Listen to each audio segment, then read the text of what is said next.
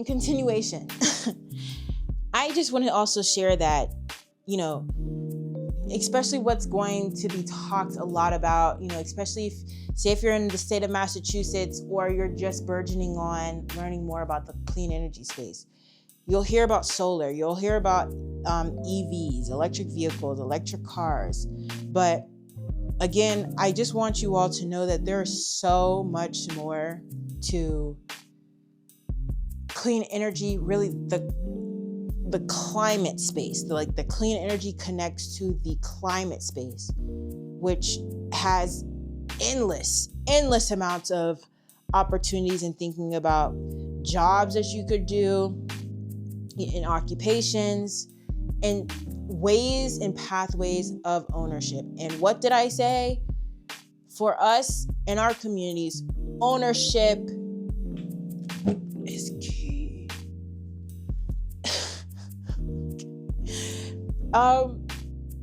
Yeah. And in this climate space, you can learn so much unlike any other freaking space because it's all encompassing. You can literally do anything. Think about the climate space, not just as a globe, but literally as a blank board. Okay? If you're into fashion, if you're into making sneakers, if you're into making music, there is a space for you in the climate sustainability space. Believe me. And ways in which may have already been created or may have not been, and you need to create it. Right? And in creating it is pathways into practicing ownership for our communities, which we need more of. Why? Because at the core of it, the environment is everything, folks. It's everything. It's everything.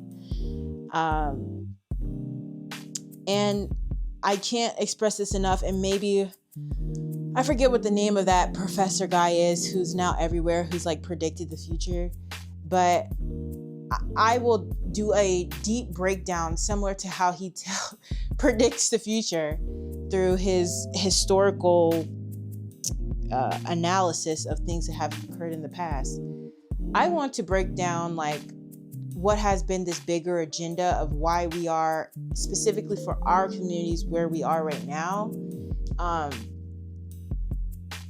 In this huge gap to ourselves being able to see the environmental space as so plentiful, so abundant, because at its core,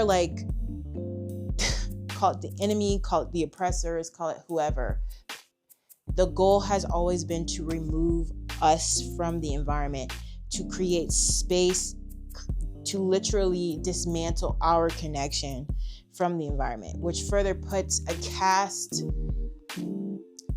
veil on our ability to see ourselves in environmental spaces, sustainability spaces, down to literally down to our abilities to see ourselves outside, outdoors, growing fruits, growing vegetables, going on hikes.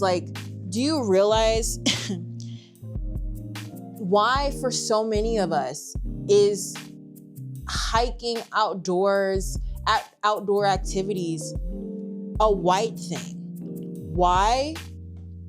It has a lot to do with the agenda, which has been for a very long time removing us in our connection from the environment, right? Because we've always been in the environment. We've always been natural caretakers. So it's so crazy to be in a point that we're in right here, right now, where seeing ourselves literally being outside, doing outdoor things, being immersed in nature is foreign, natural remedies. It's what? And we'll talk more about that. I want to take you all on this journey. I haven't done this before ever in this format. I think the only other time I've ever talked about these things and these topics has been with youth. But I just wanted to set the tone. and getting us thinking truly about the amount of abundance that truly exists in this space and that has yet to be created. Like when we talk about the climate, clean energy space, and monetarily, know that there is no amount of money that they can actually project onto this space, right? Right now, they're saying trillions and trillions of dollars exist in opportunities, in wealth, economic opportunities in this space. But truly, at its core, the environment, because it is that abundant, right? Because it is truly that abundant in all of the ways in which caring for the planet, tending to the planet, restoring our relationship with the planet it's truly infinite. It's truly, truly infinite.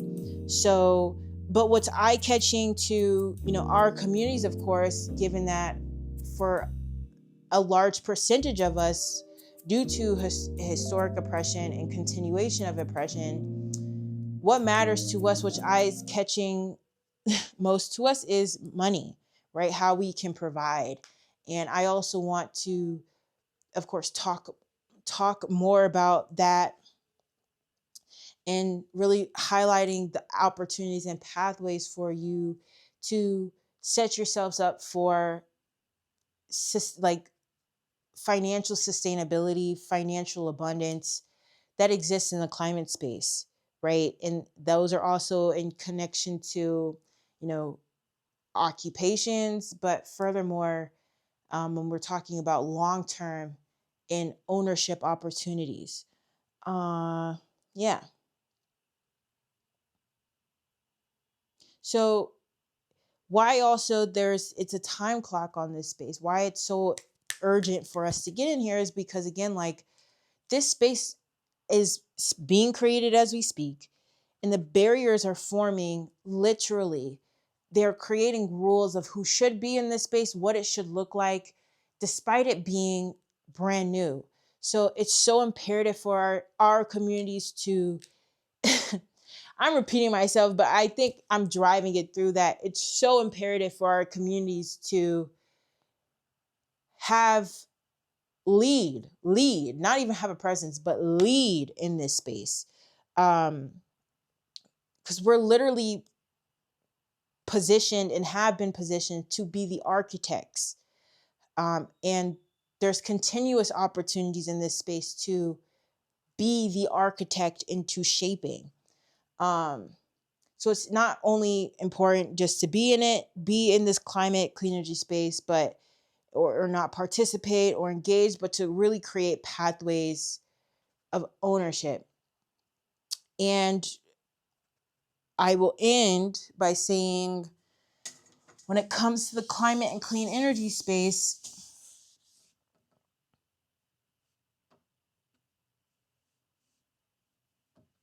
we're going to have to start from the basics, which is understanding our relationship with the environment. That's where I want to go. I want us to understand our relationship with the environment first, okay? And understanding that the environment is us, okay? So we begin to see ourselves better. And then I want to move into mapping out how this world, this climate space that I keep saying, this clean energy space, whatever, that's connected to the climate space works, because it's a matrix, it's an economy. And I believe I have the formula to that, which is what I mentioned earlier, in understanding how innovation connects to workforce and how workforce connects to community. And if you're able to understand that, you then are able to position yourselves strategically in ways in which you're not only continuing to expand the minds and awareness of others, but forging a pathway for us to lead in this space. All this connects to, of course, what we see today in environmental justice. Um, that's just the nature of it, right? This also bubbles down into that space as well. Um, so we'll be talking about from there, from understanding how this space works as an economy, as a matrix. Oh, I don't know if these broke. My earrings fell out. But we will also be able to begin seeing the breadth of how this economy exists across all these different industries: policy, water, agriculture, solar, EV, renewable energy, which some of those are already, geothermal, uh, fashion, manufacturing, space, economics, finance. I mean, I could just go on. I could go on. Why? Come here close. Because climate is not siloed. Ooh. Oh, those are my broken glasses. Because the environment is everything. So our journey must begin.